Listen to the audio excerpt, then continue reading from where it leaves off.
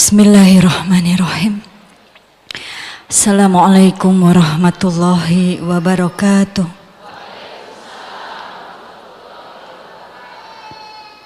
Asyhadu an la ilaha illallah wa asyhadu anna Muhammadar Rasulullah. A'udzu billahi minasyaitonir rajim. Inna lillahi wa inna ilaihi raji'un. La haula wa la quwwata illa billahil aliyyil azim. Allahu akbar, Allahu akbar, Allahu akbar. La ilaha illallah, Allahu akbar, Allahu akbar, walillahil hamd.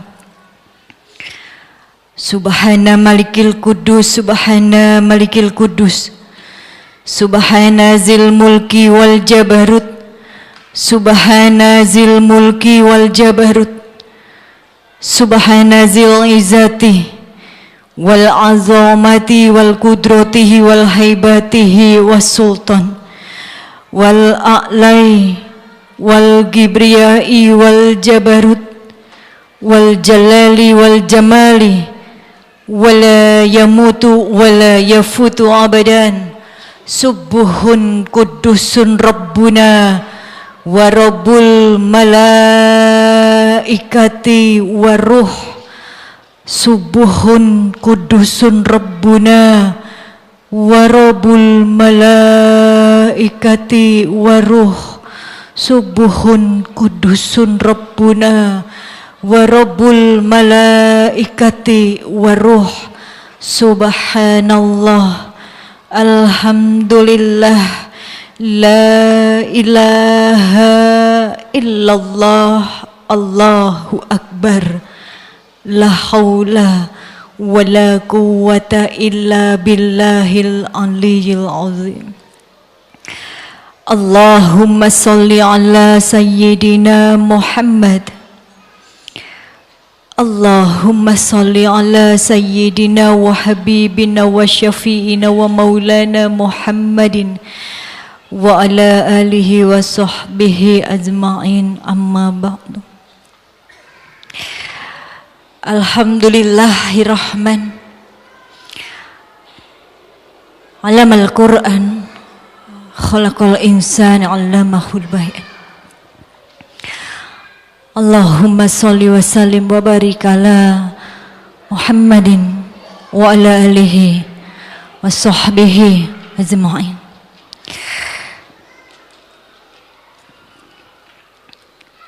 Allah yang sudah menciptakan Al-Quran untuk kita,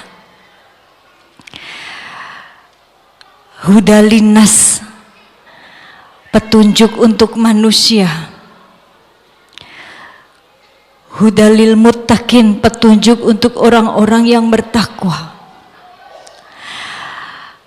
Sudah jelas petunjuk untuk manusia. Kira-kira manusia yang mana? Yang sudah pasti yang mau dituntun oleh Allah.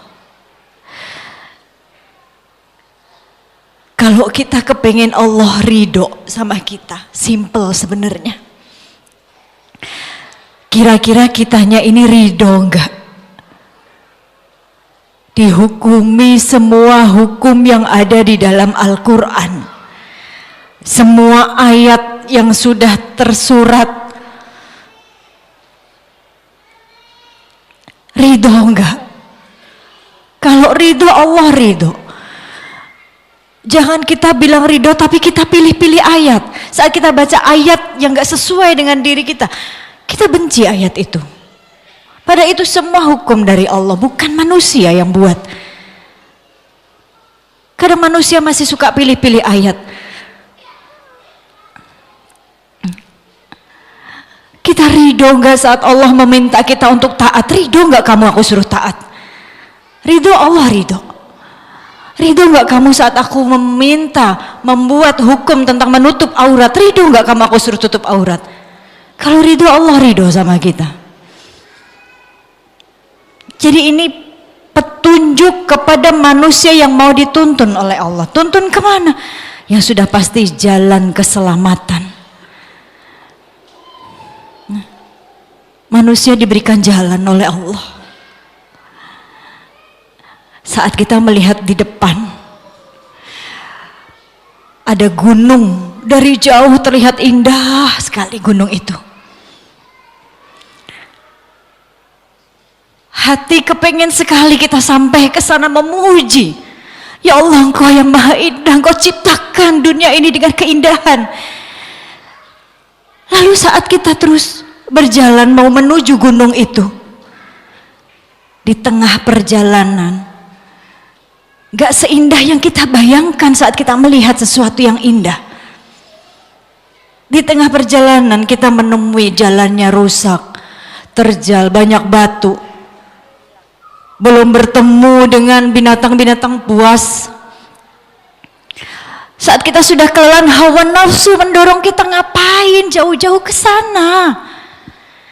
Ya. Ini hawa nafsu. Tapi jika kita yakin, karena jalan menuju keselamatan itu enggak dengan senang-senang, enggak mulus-mulus aja, jatuh bangun. Tapi kalau kita yakin tuntunannya Al-Quran, yakin Allah bersama kita, insya Allah selamat, walaupun jalannya mungkin yang kita temui nggak seenak, nggak seindah yang kita lihat. Saat manusia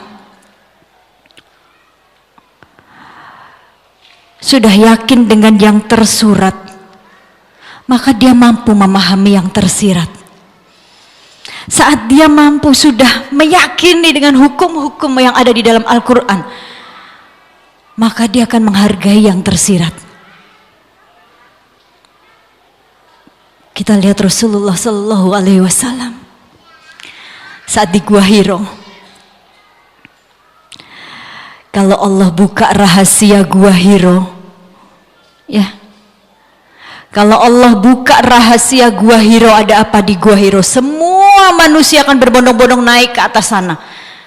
Walaupun menempuh jarak yang 2,5 jam kalau naik ke sana. Alhamdulillah setiap saya umroh, saya selalu malam saya pasti naik ke sana. Hanya untuk apa? Gua Hiro nggak mampu memberikan keberkahan, nggak mampu, enggak. Allah yang mampu memberikan keberkahan. Tapi untuk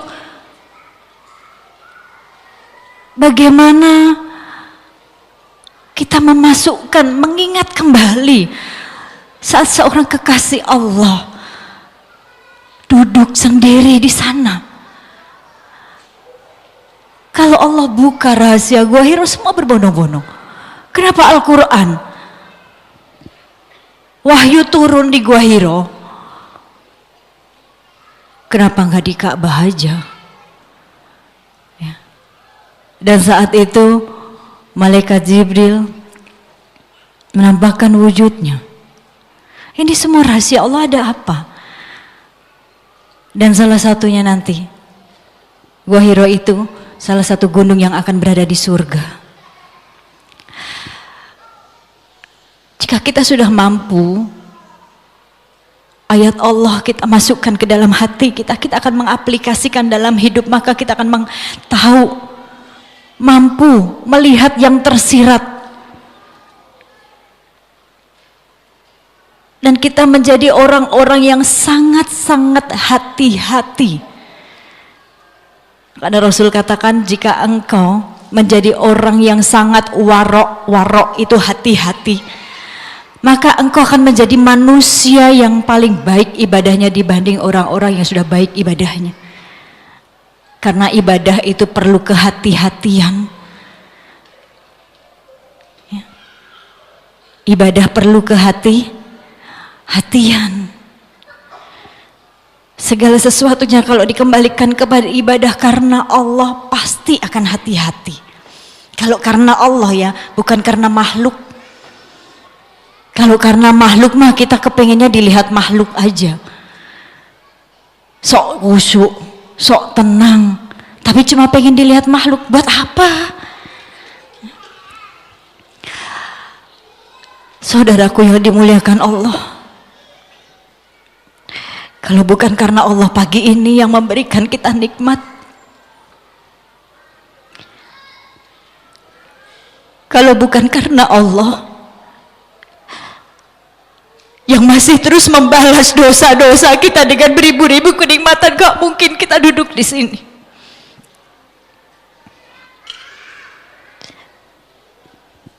Kalau pagi ini masih ada manusia yang mengatakan, ya Allah, masalahku ini terlalu besar, mengeluh kepada manusia, mempunyai masalah yang sangat besar, dia lupa saat itu dia menjadi orang yang sangat lalai.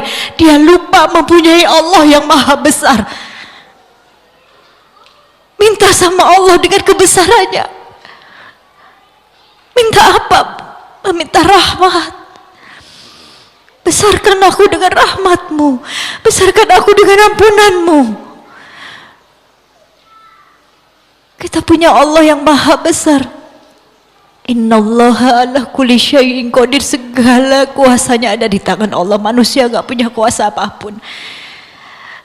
Kalau bukan karena Allah, saya seorang pipik ini gak akan nyampe di sini. Dari Jakarta sampai ke sini, kalau bukan karena Allah,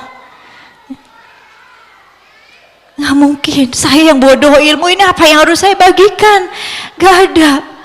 Saya nggak punya apa-apa, cuma punya dosa. Dari sepanjang jalan saya masih terus tafakur. Saya nyetir tadi, sambil tafakur. Sudah jam segini nggak nyampe-nyampe. Saya bilang, ya Allah, kalau memang jalannya Allah harus begini, sampai sana udah bubar ya sudah.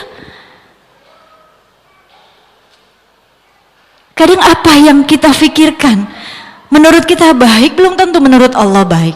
Tadi pagi seandainya kita bilang sama supir kita, ini mah cerita aja, karena saya juga nggak pakai supir, nggak punya supir. Semalam kita bilang sama supir, Pak, besok pagi jangan lupa pagi-pagi datang ke rumah. Pagi-pagi ya, karena saya ada meeting. Mobil dibawa sama supir. Sampai rumah majikannya telat, marah-marah. Belum lagi jalanan macet. Kamu gimana sih, sudah disuruh dari pagi? Ternyata begitu di jalan ada tabrakan beruntun. Dia harus berterima kasih kepada siapa? Ini semua kehendak Allah. Seandainya tadi supirnya datangnya nggak telat, sampai di jalan, mungkin dia menjadi salah satu yang kena tabrakan beruntun. Ya. Ini Bi, besok pagi saya sarapannya roti pakai selai coklat, tolong bikinin. Ternyata saat bangun pagi hanya cuma ada roti aja, selainya nggak ada, marah. Kenapa nggak dikasih selai? Iya ibu, punten, selainya sudah kadaluarsa. Kalau saya olesin nanti ibu sakit perut. Ya. Tapi manusia kadang menumbuhkan emosinya terlebih dahulu. Oh iya, berarti itu semua kehendak siapa? Allah. La haula wa la quwata illa billahil aliyil azim. Saat sampai di sini juga sudah bubar, berarti sudah kehendak Allah. Gak pernah tahu di jalan seperti apa. Jadi sekali lagi, ini maha baiknya Allah. Kalau manusia masih mau sombong, itu malu. Khususnya buat saya yang diundang di sini, yang masih muda 40 tahun, yang gak punya ilmu apa-apa.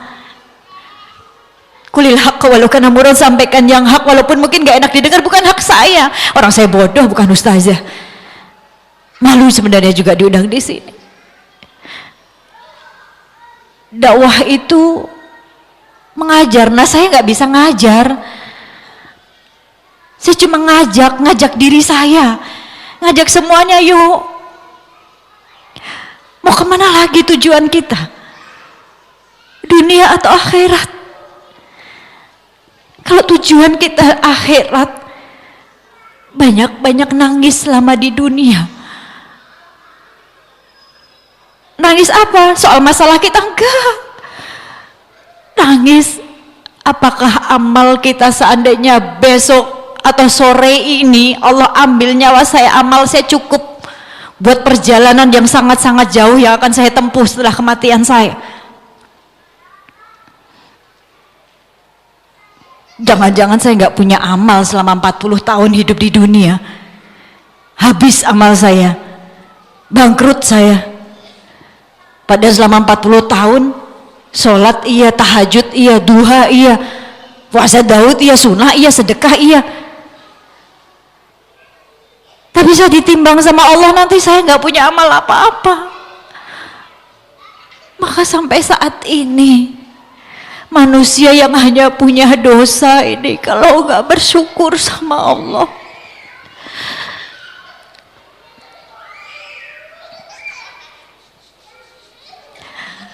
kalau tadi pagi masih ngeluh sama manusia, malu. Janji Allah itu pasti, Bu. La in syakartum la azidanakum. Itu jelas banget, jika engkau bersyukur kepadaku, itu penegasan. Apa janji Allah? Aku tambahkan nikmatmu. Bu, yang ngomong ini orang bodoh, banyak dosa.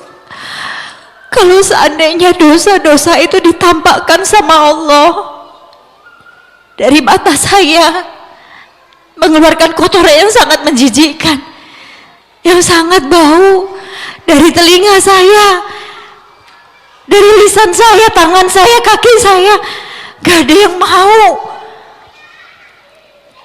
duduk di sini. Semua jijik, bau. Tapi Allah Maha luar biasa menutupi dosa-dosa kita. Bahkan sampai saat ini Allah masih membalas dosa-dosa itu dengan beribu-ribu kenikmatan untuk kita. Nikmat mata, bangun tidur masih bisa melihat orang-orang yang kita cintai, orang tua, anak, suami, istri, saudara. Nikmat telinga, bangun tidur ini telinga belum dibikin tuli sama Allah. Buat Allah mudah, bangun tidur ini mata dibikin buram sama Allah, dibikin buta sama Allah, bisa.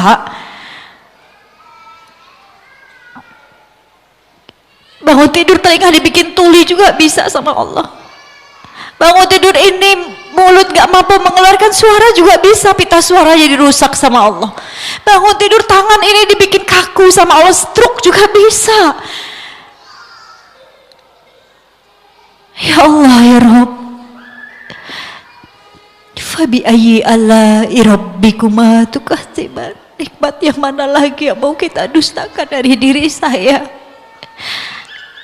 Saat Allah mengambil nikmat itu pelan-pelan atau sekaligus Allah ambil apa yang kita miliki semuanya di dunia, Allah gak akan izin dulu sama kita, Bu. Hari ini aku mau ambil, ayah kamu hari ini aku mau ambil hartamu, sekalipun gak izin. Itu hak Allah. Lalu kita punya apa? Dosa. Ada manusia yang gak punya dosa? Ada.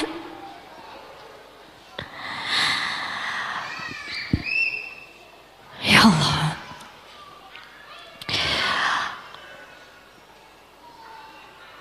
jika manusia sesama manusia ini saling mengerti,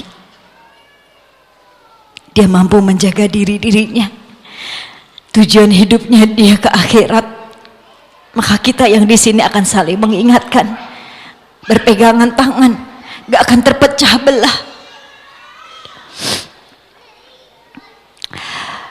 jalan menuju keselamatan ini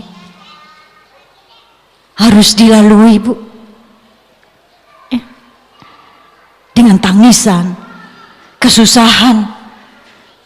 Makanya belajar ilmu hidup dari siapa? Dari orang-orang yang hidupnya disusahkan oleh Allah, yang hidupnya susah tapi dia nggak ngeluh, dia tetap ibadah karena dia yakin susahnya dia hidup di dunia dia akan kaya di akhirat. Dengan apa? Dengan amal.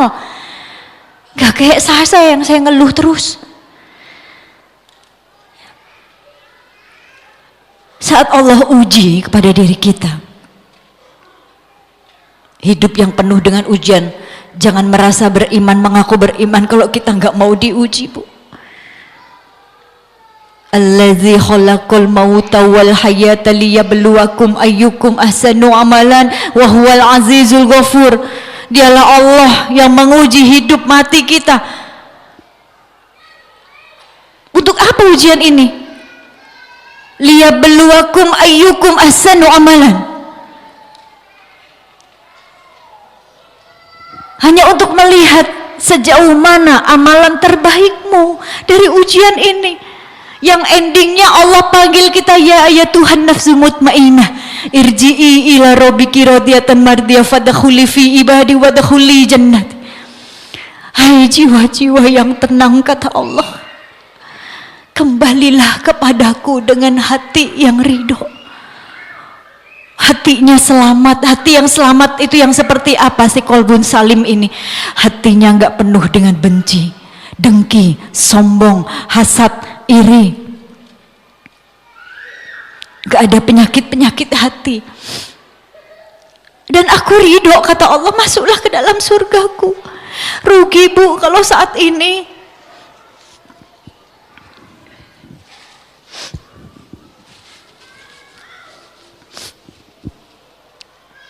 kalau selama di dunia kita cuma tertawa-tertawa saja, lupa bahwa akhirat nanti sudah nggak ada lagi tangisan, yang ada kebahagiaan surga. Siapa yang nggak senang? Saat ini Allah sedang membuat undangan, menulis siapa-siapa yang berhak diundang oleh Allah menikmati surganya, berpesta. Ini kamera Allah sedang mengintai. Kalau kamera ini saja, saya bicara tapi ngumpet di belakang sini nggak bakalan kelihatan. Tapi ibu diberikan telinga untuk mendengarkan. Tapi kameranya Allah, saya ngomong ngumpet di sini juga kelihatan. Kita semua kelihatan. Apa yang terlihat? Sampai hati-hati kita saja terlihat. Datang ke sini pengen lihat si Pipik tuh kayak gimana sih orangnya, ya Bu. Untung nggak terlihat kamu ngelihat muka saya mah, ya.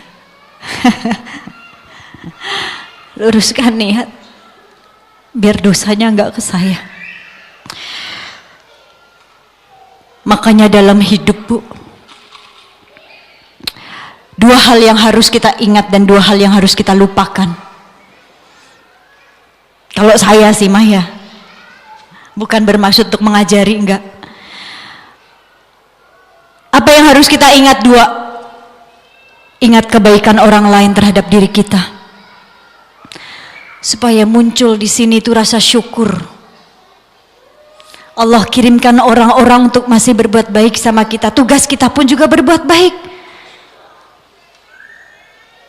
Lalu yang kedua, apa yang harus kita ingat? Ingat dosa kita kepada orang lain. Ingat kezoliman apa yang kita lakukan kepada orang lain, supaya di hati ini ada sifat pemaaf, meminta maaf. Memaafkan mulia, Bu, tapi kita meminta maaf jauh lebih mulia. Lalu dua hal apa yang harus kita lupakan dalam kehidupan kita? Yang pertama, lupakan kebaikan kita sama orang lain, gak perlu diingat-ingat lagi.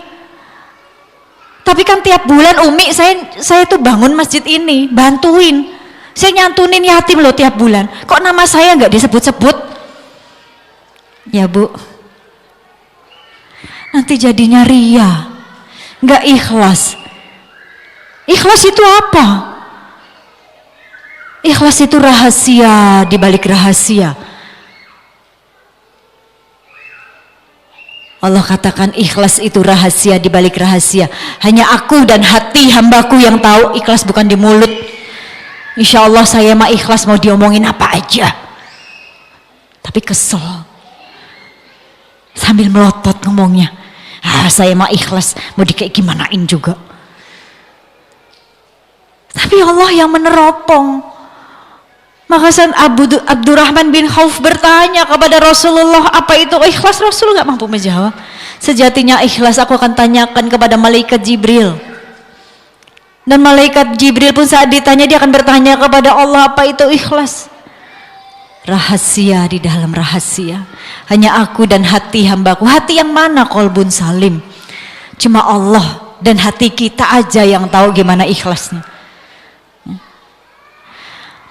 Lalu apalagi yang harus dilupakan? Dua.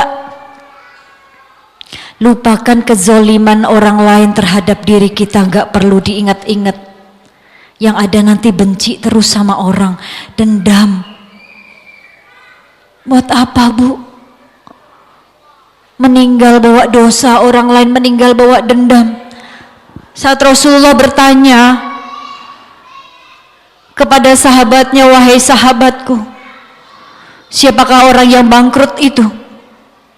Maka sahabatnya menjawab, orang yang bangkrut yang gak punya apa-apa. Ya Rasul, salah. Orang yang bangkrut itu justru dia punya semuanya. Bayangin umurnya 80 tahun di dunia. Sholat 5 waktu insya Allah. Sunnah qobliyah ba'diyah dia jalankan. Bangun tengah malam 8 rakaat ditutup dengan 3 witir. Sholat duhanya 12 rakaat, belum sunnah puasanya, daudnya, sedekahnya. Tapi saat di akhirat nanti Allah timbang amalnya, dia menjadi orang yang sangat-sangat bangkrut dalam amal. Kenapa bisa seperti itu? Ya, saat ditimbang amalan si fulan datang orang mengadu, ya Allah sebentar ya Allah, jangan kau timbang amalan si fulan ini ya Allah. Selama hidup di dunia dia menzalimiku ya Allah. Dengan lisannya dia menyakitiku, dengan lisannya dia membuka aibku. Maka kata Allah, ambil saja pahala sholatnya, amal-amal sholatnya selama di dunia, habis. Berikan kepada mereka-mereka yang dia zolimi. Saat mau ditimbang lagi, orang mengadu lagi, Allah jangan ditimbang dulu amalannya selama hidup di dunia. Dengan tangannya dia mengambil hakku, dia mengambil hak anak yatim, dia mengambil hak fakir miskin, dengan tangannya dia menyakitiku. Ambil saja ya malaikat, bersihkan amalan sedekahnya selama hidup di dunia, berikan kepada orang-orang yang dia ambil haknya, yang dia zolimi. Habis saat itu juga. Mau ditimbang lagi, masih ada lagi orang datang mengadu, dibersihkan lagi, amalnya dikembalikan lagi kepada orang-orang yang dia zolimi, habis bangkrut. Tapi masih ada orang yang mengadu lagi atas kezoliman dia. Malaikat bertanya, apa lagi yang harus kita bersihkan ya Rasul? Ya Allah, amalnya sudah habis. Tapi kata Allah, bersihkan saja dosa-dosa si pengadu ini, dosa-dosa yang dia zolimi, timpakan dosa itu kepada dia. Nauzubillah min dalik. Udah gak punya amal, mati membawa dosa orang lain. Allahu Akbar. Mau kita seperti itu, Bu?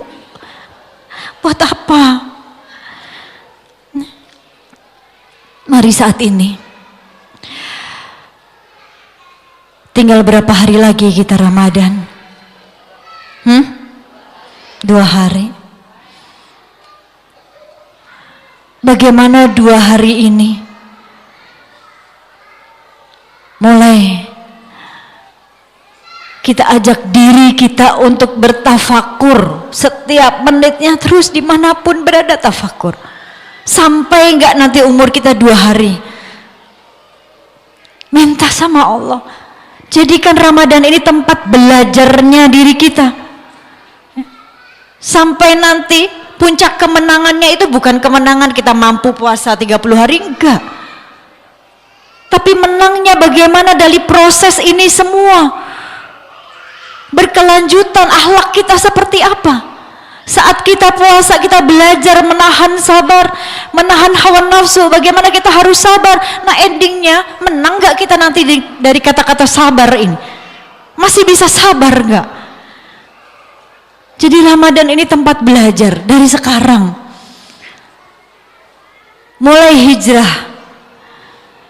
hijrah hatinya, hijrah perilakunya, hijrah semua-semuanya. Saudaraku yang dimuliakan Allah, Allah ini merahasiakan beberapa hal kepada manusia. Apa yang Allah rahasiakan?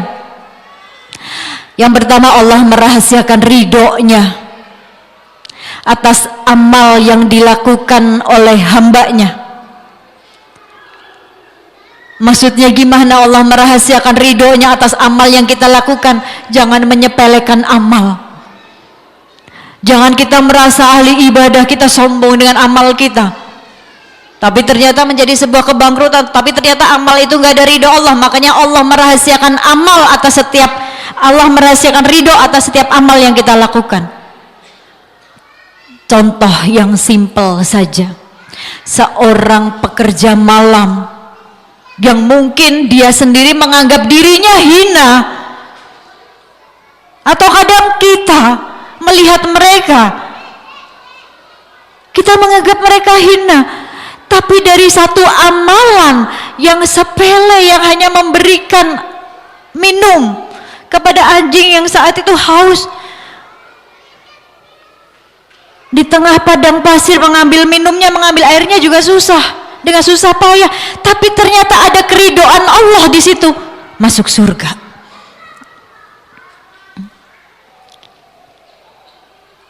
Maka Allah menyembunyikan, merahasiakan keridoannya atas amal yang kita lakukan.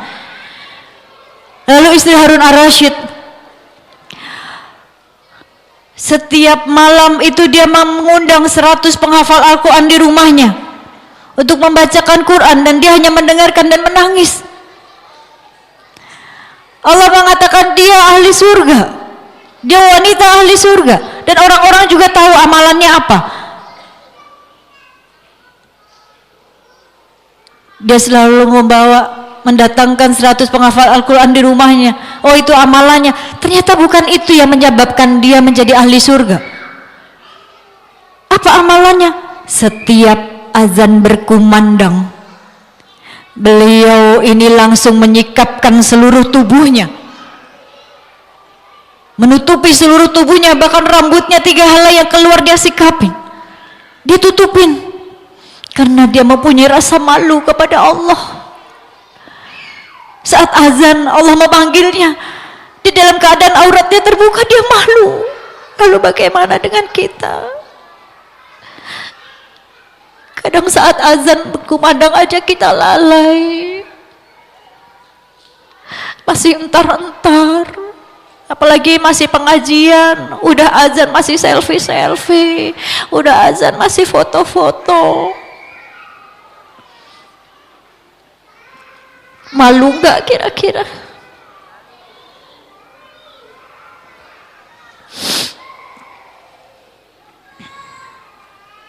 Allah merahasiakan ridhonya atas amal yang dilakukan manusia.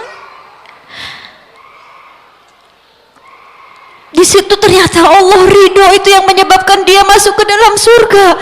Saat azan Allah memanggil, berarti memanggil untuk sholat, dia langsung buru-buru menutupi seluruh tubuhnya, bahkan rambutnya yang saat itu terlihat 3 helai saja dia malu, dia sembunyikan. Lalu bagaimana dengan saya?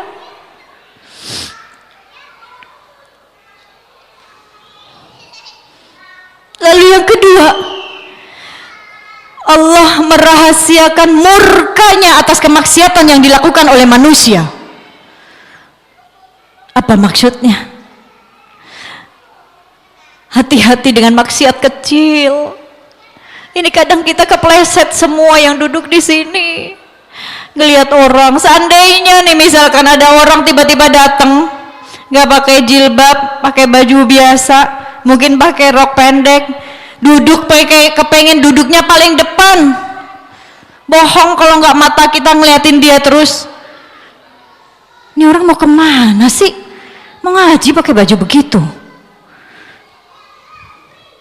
Atau mungkin saat itu maaf dia pekerja malam yang tiba-tiba pagi ini singgah mau duduk di sini tapi bingung, gak punya baju, gak punya kerudung. Yahdillahu linuri wa yasyaallah, memberikan hidayah itu kepada siapapun. Saat seorang preman sekalipun, seorang pelacur sekalipun, saat Allah kasih hidayah, dia bisa tergila-gila mencari Allahnya, taatnya. Maka jangan pernah buruk sangka dengan mata kita. Ini semua yang tertutup, yang kita pakai ini semua belum jaminan diri kita masuk ke dalam surganya Allah kalau tidak ada keridhaan Allah. Cadar saya juga bukan jaminan diri saya masuk surga, bukan. Jilbab kita bukan jaminan diri kita masuk surga, tapi setidaknya kita ingin banget menjadi wanita ahli surga. Allah ridho.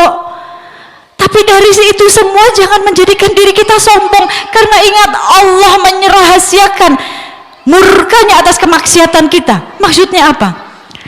Saat ada seorang hafiz Quran dengan bangganya, ilmunya, hafalan Qurannya, dia diundang kemana-mana, semua orang menangis. Mendengarkan bacaannya semua tersentuh, menangis. Bahkan ada sisi kesombongannya yang muncul saat dia dipuji. Dan dia ingin menguji hafalan ayat Quran salah seorang ustadz yang ada di situ. Tapi seorang ustadz itu mengatakan, dari mulutmu aku mencium bau tembaga. Yang keluar dari mulutmu aku mencium bau tembaga. Dia tidak tahu apa maksudnya.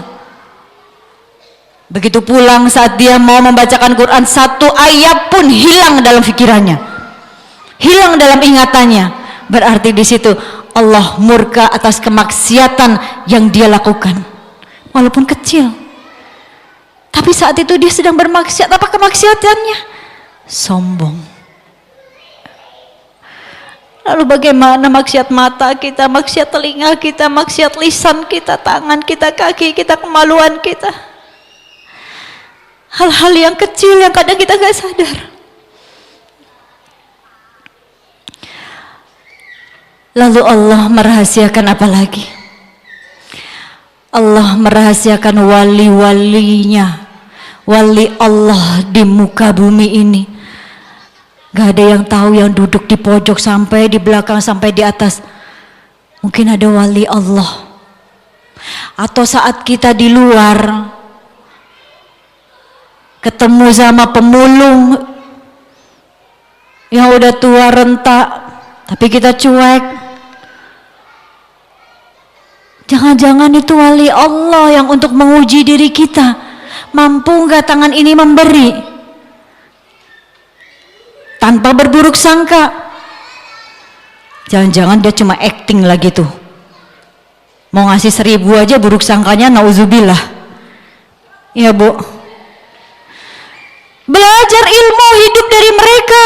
Coba seandainya ditukar deh, kita yang di mobil keluar bawa karung jalan walaupun cuma 10 menit, beliau suruh duduk di mobil kita, mau? Enggak. Satu, kita punya rasa malu. Malu sama siapa? Manusia. Kalau dikenalin, itu si Pipik ngapain bawa-bawa karung di pinggir jalan ya? Sudah ada rasa malu dulu. Belajar dari mereka apa? Keikhlasannya. Gak pernah tahu siapa di sini yang paling mulia, gak ada. Atau mungkin hina semua di mata Allah, termasuk saya. Lalu Allah merahasiakan apa lagi?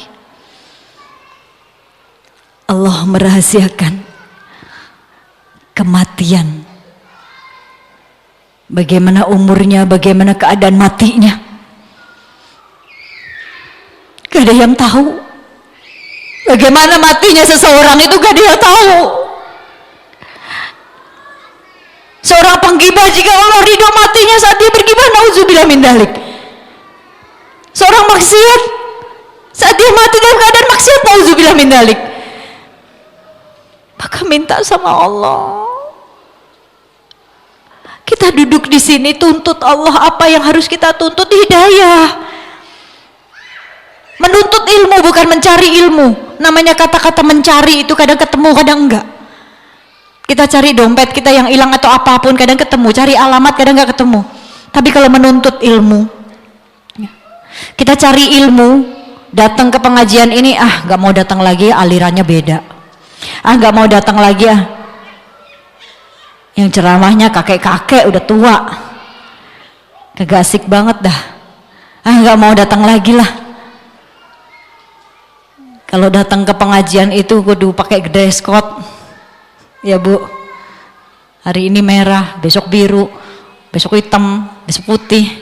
Jualan baju aja sekalian. Ya Bu. Mencari ilmu. Kalau mencari ilmu, siapapun yang mau menyampaikan, jika yang terluar dari mulutnya sebuah kebaikan, ambil baiknya, hilangkan buruknya.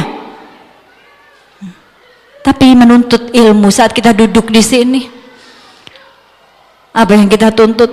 Ya Allah, aku menuntut hidayah darimu ya Allah. Jangan sampai duduk di sini berlama-lama ya Allah, keluar dari sini sia-sia.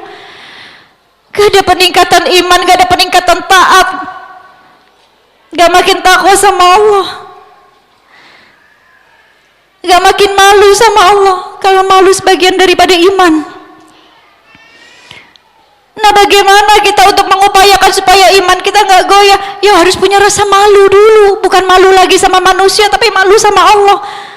Mau ngambil hak orang, sadar diri Allah Maha mengawasi, malu. Mau ngomongin orang dari lisan kita, mau buka aib orang lain, sadar diri Allah Maha mengawasi, malu. Itu iman. Mau buruk sangka sama orang lain dengan mata kita, sadar diri Allah Maha mengawasi, malu. Malu sama Allah, itu iman. Kamu punya lisan untuk membuka keburukan orang lain, untuk menjelekkan orang lain. Orang lain juga punya lisan, kamu punya kejelekan, kamu punya aib. Jadi punya rasa malu, itu iman. Itu yang harus dibendung dulu dalam diri kita. Gak ada yang tahu kematian. Sekali lagi, kematian bukan milik orang yang sudah tua, yang muda juga bisa mati. Dari proses kematiannya itu masih panjang Bu. 5 menit lagi ya.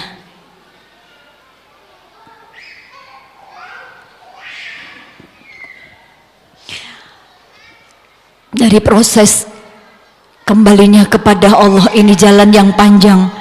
Kalau kita di sini jalannya pendek banget, singkat, 5 menit saya keluar dari sini, di jalan gak pernah tahu bagaimana keadaan di jalan nanti saya pulang ke Jakarta, gak pernah tahu. Berarti pendek jalan kita. Tapi setelah kematian ini prosesnya panjang, perjalanan jauh, butuh kendaraan. Bawa kendaraan sebagus-bagusnya kendaraan juga gak, kalau gak ada bahan bakarnya gak bakalan bisa jalan, butuh bensin. Lalu perjalanan yang jauh ini butuh bekal. Jadi dari sekarang kalau kita cuma tertawa-tertawa di dunia gak menghasilkan apa-apa, rugi. Kembali lagi jalan menuju keselamatan ini dengan susah payah. Yang pertama, saat Allah kita ingin dituntun sama Allah menuju jalan keselamatan, jalan yang selamat, yang Allah ridho.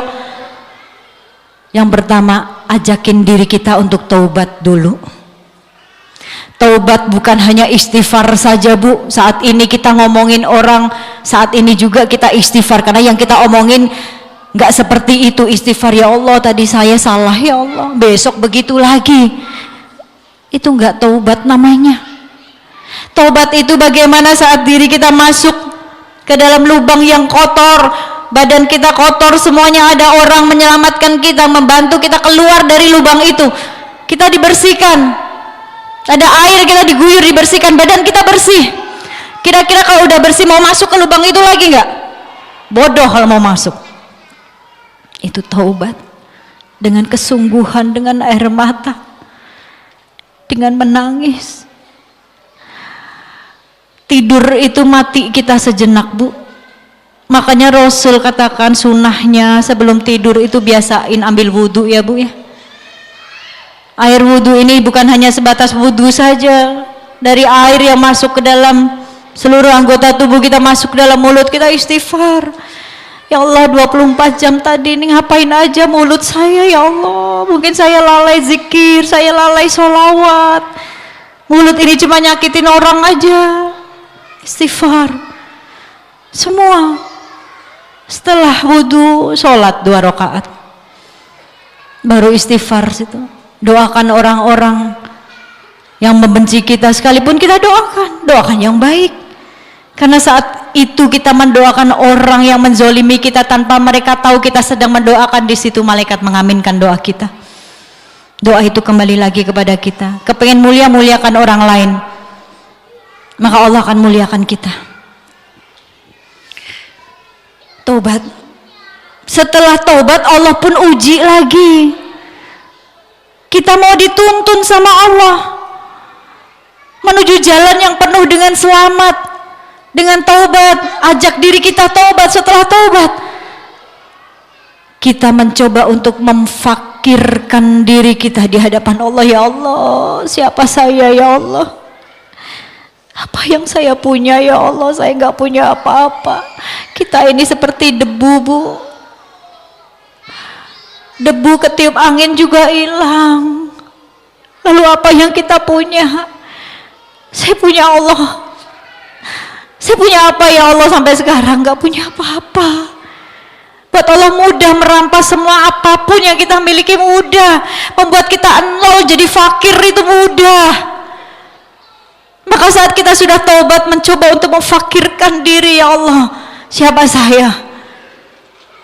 Baru terus dituntun lagi sama Allah, minta dituntun lagi sama Allah menuju jalan yang lebih selamat lagi.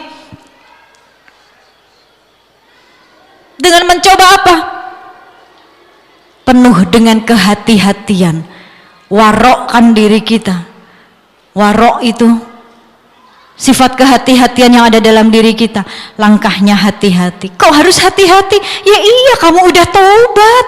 Kita udah taubat, menangis sama Allah saat itu, insya Allah baik sangka sama Allah, Allah ampuni dosa kita, Allah terima taubat kita. Berarti kamu harus lebih hati-hati. Hati-hati dengan matamu, dengan lisanmu, telingamu, tanganmu, kakimu, kemaluanmu. Hati-hati dengan uang yang kamu dapatkan. Hati-hati dengan pekerjaanmu. Hati-hati dengan pergaulanmu. Semua hati-hati, Bu. Hati-hati dengan rumah tanggamu. Hati-hati dengan jabatanmu. Warok. Maka saat kita menjadi orang yang sangat-sangat warok, saat itulah kita menjadi manusia yang sangat-sangat baik ibadahnya dibanding orang-orang yang sudah paling baik ibadahnya.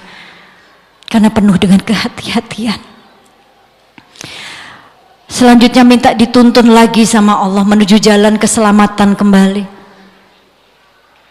Dengan apa? Zuhud. Zuhudkan diri kita. Zuhud bukan gembel ya, Bu. Pakaiannya ini aja.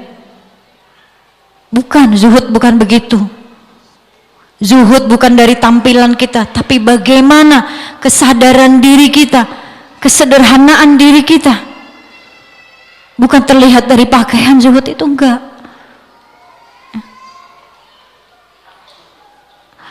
Kita punya anak kita minta sepatu. Mama, Umi beliin sepatu dong. Temen Bilal di kelas sudah pakai sepatu yang baru, Bilal sepatunya ini aja. Maka bilang sama anak kita, Nak, itu kemauan kamu atau kebutuhan kamu, Nak? Kalau kebutuhan kamu memang sepatu itu udah kecil, Umi beliin. Tapi kalau cuma kemauan kamu, sepatu kamu di rak masih banyak. Kamu lihat teman-teman kamu yang jual koran, sepatunya sampai sobek. Kalau memang kamu mau beli sepatu itu yang di rak, boleh nggak kamu bagi-bagiin ke teman-teman kamu? Itu mengajarkan anak kita untuk zuhud, untuk berbagi, untuk sederhana. Kita juga bisa, Bu, setiap bulan yuk ajak seisi rumah kita, suami, istri, anak. Kita lihat nih, yang di rumah kita yang udah mubazir nih apa? Ibu-ibu mau mengambil kerudung merah, yang putih, yang hijau, yang kuning pada jatuh karena kebanyakan kerudungnya, ya Bu. Mau ambil baju yang hitam, yang putih jatuh, yang merah jatuh karena udah penuh di lemari. Ambilin setiap bulan. Baju suami juga gitu, baju anak, apa mainan semua kumpulin. Jadi setiap bulan hisap diri sendiri dulu. Jangan nanti dihisap barang-barang kita yang mubazir itu, nanti hisapnya seperti apa. Masya Allah, saya mabuk, Masya Allah, bersyukur banget.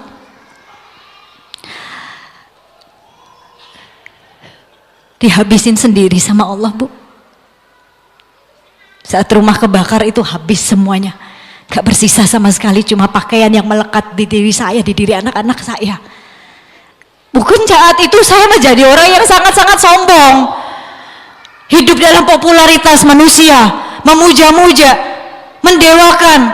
Allah uji semuanya. Itu tadi, Allah mudah mengambil apapun yang kita miliki. Allah mudah memfakirkan kita, nol mudah. La ilaha illallah.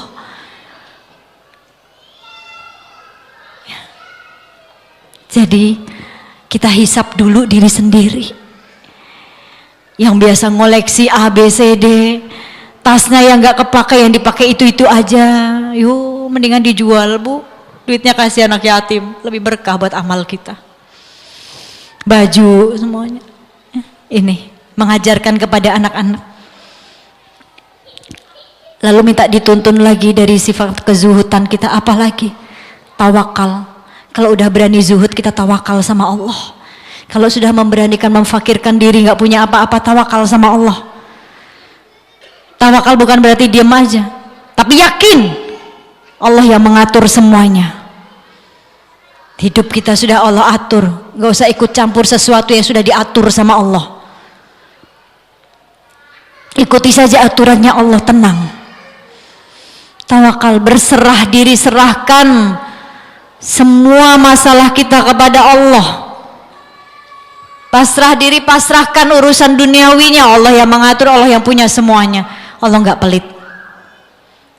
Kalau sudah mencapai makom tawakal, minta dituntun lagi sama Allah. Jalan lagi menuju jalan keselamatan dengan apa? Makom sabar. Ini yang biasa dibilang ibu-ibu, halah kan sabar ada batasnya. Ya Bu, sabar nggak ada batasnya. Seperti saya minta sabar sama Allah, ya Allah kenapa gini-gini amat ya. Tapi tugas Allah cuma menguji. Sabar kita sendiri yang mengelola sabar itu. Sabar nikmat, sabar surga kata Allah. Kalau sabar hadiahnya payung cantik, nggak ada yang mau sabar, cuma payung doang. Tapi di surat Az-Zumar ayat 10, Allah memberikan pahala sabar tanpa batas.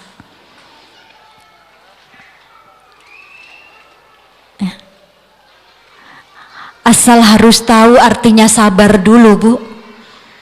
Apa itu sabar? Menahan diri dari dorongan hawa nafsu, menahan diri dari sesuatu yang tidak mengenakkan yang ada dalam diri kita. Semua ditahan.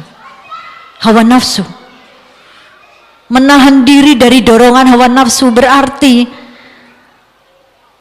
saat kita sudah sabar, tiba-tiba Allah uji. Coba aku uji sabarnya. Didatangkan orang untuk menguji kita. Awalnya sabar, tiba-tiba tadi terdorong hawa nafsunya. Kan sabar ada batasnya, marah. Seperti kisah saat Sayyidina Abu Bakar Siddiq, saat Rasulullah bertandang ke rumahnya Sayyidina Abu Bakar Siddiq, dan saat itu ada Arab Badui yang datang ke rumah Sayyidina Abu Bakar Siddiq. Lalu Arab Badui itu menghina Sayyidina Abu Bakar Siddiq, terus menghina. Yang pertama, Sayyidina Abu Bakar Siddiq cuma tersenyum. Dan saat itu Rasulullah pun tersenyum melihat Sayyidina Abu Bakar Siddiq.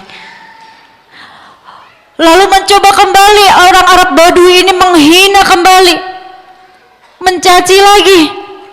Yang kedua, Abu Bakar Siddiq masih tersenyum, dan Rasulullah pun tersenyum. Tapi saat yang ketiga, manusiawi, Arab Badui itu menghina kembali, terpancing Abu Bakar Siddiq marah. Dan saat itu Rasulullah meninggalkan Sayyidina Abu Bakar Siddiq tanpa mengucapkan salam, tanpa tersenyum. Heran. Lalu Sayyidina Abu Bakar Siddiq mengejar Rasulullah, bertanya, "Ya Rasul, apa gerangan yang membuatmu meninggalkanku tanpa salam, tanpa mengucap sepatah kata pun, tanpa senyum?" Rasulullah menjelaskan, saat orang Badui itu menghinamu, saat itu engkau tersenyum, aku pun tersenyum, karena malaikat hadir di sekitarmu. Lalu yang kedua, saat Arab Badui itu menghinamu kembali, engkau masih tersenyum, aku pun semakin tersenyum, karena semakin banyak malaikat mengelilingimu. Tapi saat yang ketiga, orang Arab Badui itu menghinamu, engkau kepancing, engkau marah, engkau membalas menghina. Malaikat itu pergi meninggalkanmu dan posisinya digantikan oleh iblis, dan aku tidak mau tersenyum dengan iblis, aku pergi meninggalkanmu. Nauzubillah min. Jadi kalau ada yang ngebenci kita, ngehujat kita, mencaci maki kita, nggak bikin kita hina. Doa aja udah, kita dikasih tangan sama Allah. Doakan orang-orang yang zolim sama kita, yang membenci kita, mau fitnah kita, doakan. Ya Allah muliakan, ya Allah rumah tangganya, ya Allah bahagiakan, ya Allah selamatkan, ya Allah. Itu doa itu akan kembali untuk kita, insya Allah. Sabar. Lalu dituntun lagi sama Allah menuju jalan keselamatan dengan makom apa, Bu? Setelah sabar, ini yang terakhir, makom ridho. Apa itu ridho, Bu? Bukan. Ridho itu rela hati menerima ketetapan yang Allah berikan. Hatinya rela. Lihat Robi'atul Adawiyah. Tahu Robi'atul Adawiyah? Kenal? Tahu sih, tapi nggak kenal-kenal banget gitu ya, Bu ya. Seorang Robi'atul Adawiyah, bagaimana di dalam doanya dia mencapai makom ridho. Terserah Allah, ya Allah, seandainya sholatku ini, ya Allah, berharap atas surgamu, ya Allah, jauhkan surga itu dariku, ya Allah. Kalau ibadahku ini karena aku takut masuk nerakamu, ya Allah, masukkan aku ke dalam nerakamu atas ibadahku. Jadi dia rela, terserah ketetapan Allah untuk dia itu kayak gimana. Ini makam ridho. Bagaimana sama saya, Bu? Setiap doa mintanya surga terus, tapi langkahnya yang bikin jembatan menuju kepada neraka, bentar lagi kepleset lagi. Ini ridho, rela hati dengan apapun ketetapan yang sudah Allah tetapkan kepadanya.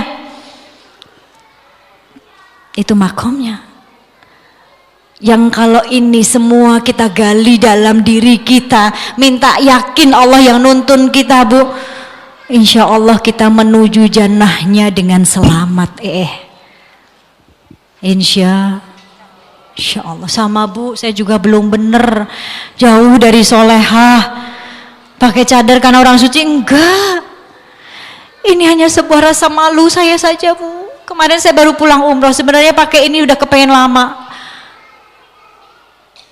Sudah 2 tahun yang lalu saya sudah kepengen pakai, cuma karena masih ada kontrak dengan TV segala macam. Tapi umroh kemarin saya seperti malu sama Allah. Dikenal di dunia, kalau Allah gak kenal kita nanti di akhirat kayak gimana? Nangis. Ini Masjidil Haram nih deket, tinggal ngelangkah doang. Kok gak nyampe-nyampe sih langkah saya? Apa Allah gak ridho? Bentar-bentar ketemu, Umi mau foto dong, cekrek, senyum lagi. Kalau nggak diladenin saya dibilang sombong segala macam, sampai udah komat, Bu. Ya Allah, malu banget, ya Allah. Kok mau ibadah aja di sini, udah di tanahmu, udah di rumahmu, kok saya masih dipersulit. Gara-gara ini saya nggak mau dikenal di dunia, tapi di akhirat Allah nggak kenal sama saya.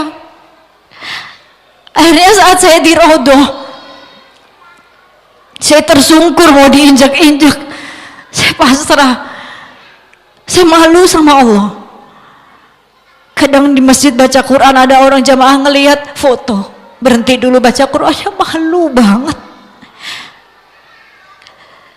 Sampai akhirnya di rodo itu seperti kenceng banget bisikannya, kapan mau ditutup itu, kapan mau ditutup, kapan mau ditutup, nggak tahu siapa yang bisikin.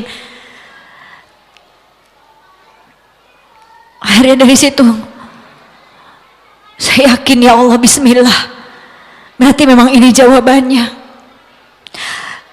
Saya mau hijrah. Bukan saya suci, bukan saya nggak punya dosa, enggak, dosa saya paling banyak di antara ibu-ibu mungkin. Tahun 97 saya nggak begini penampilannya, boro-boro mau pakai jilbab, saya teman saya model pakai jilbab, saya suruh buka, kok kampungan banget sih kamu. Badannya bagus, rambut kamu bagus, nanti dapat duit dari mana? Itu yang ada di otak saya. Buru-buru saya punya pikiran seperti ini. Maka hidayah itu nikmat banget Bu, kayak punya berlian. Dan sekarang kita menjemput hidayah Allah, minta hidayah sama Allah. Jangan pulang dari sini kita sia-sia, buat apa? Gak dia tahu kematian umur kita, gak dia tahu. Minta sama Allah, cari sinyal-sinyal Allah. Setiap hari Allah ngasih, setiap hari Allah ngasih sinyal hidayah buat manusia, tapi kadang kita nggak sadar. Makanya Allah akan uji terus. Kadang kita sesama manusia berharap yang terbaik dari manusia itu. Kalau kita nggak dikasih yang terbaik, kadang kita marah. Kita punya suami gak dikasih yang baik dari suami, marah. Kita suami gak dikasih istri yang terbaik, marah. Atau apapun. Tapi kita pernah merasa gak, apa yang sudah kita berikan yang terbaik untuk Allah? Sampai saat ini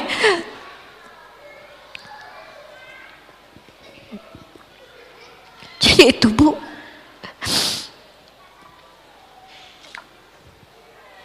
Allah gak pernah ninggalin kita. Cuma kadang kita aja yang ninggalin Allah. Kita aja yang lalai, itu aja. Mudah-mudahan Allah selamatkan diri kita semuanya. Ini saja yang bisa saya sampaikan. Mohon maaf lahir batin dari diri saya. Semua kebodohan ada dalam diri saya. Jadi orang baik harus, jangan pernah merasa lebih baik dari orang lain. Soleha harus, jangan pernah merasa lebih soleha dari orang lain. Ya, kenapa kata Rasul banyak wanita yang masuk ke dalam neraka? Padahal amalan wanita ini cukup simpel saja. Sholat 5 waktu, puasa Ramadan, ya, menjaga diri dan kehormatannya saat dia mempunyai suami, taat kepada suaminya, udah itu doang, simpel kan? Tapi kenapa masih banyak wanita yang menjadi ahli neraka? Banyak sekali penghuni neraka wanita. Kenapa? Karena wanita ini selalu kufur. Seorang istri, dia tidak pernah melihat kebaikan-kebaikan suaminya. Saat ribut dia mengatakan, kamu itu nggak pernah memberikan aku yang baik, Pak, nggak pernah memberikan kebahagiaan buat aku. Lupa, ya.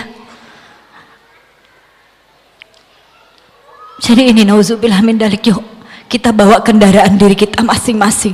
Misi dan visi rumah tangga itu pasti kepengen sakinah mawadah warohmah mutmainah. Gak akan terbentuk ini semua kalau kita masing-masing suami, istri, anak, orang tua gak tahu.